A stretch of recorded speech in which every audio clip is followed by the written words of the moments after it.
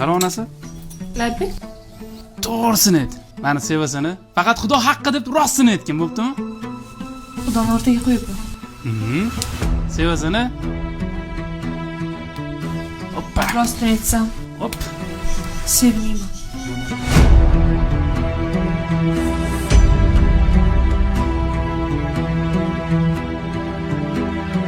Nima unaqa deding Sinem? Xudoni o'rtaga qo'yib yolg'on gapirmayman-ku. Sevmagandan keyin sevmayman deyman-da. Sevmasang ham sevaman deb aytaverish kerak.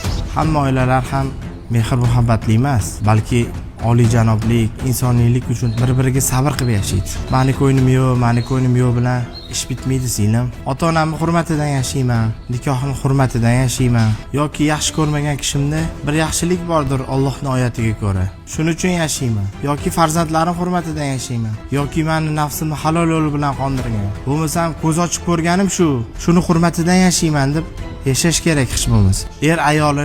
Ayol erini hurmat qilish kerak birinchi navbatda. Ular bir-biriga ehtirom ko'rsatadigan bo'lsa, bir-birini oldidagi vazifalarni bajaradigan bo'lsa, bir kun kelib Alloh ularning qalblariga bir-biriga bo'lgan muhabbatni solib qo'yadi. Sinem, nima sen hamma oila bir-birini sevilib yashaydi deb o'ylaysan? Yo'q, unaqa emas. Shuning uchun Sinem, yashamayman, erimni ko'nglim yo'q, ajrashaman dema. Chunki oila har doim ham sevgi muhabbat ustiga qurilmaydi. Ba'zida sabr ustiga quriladi.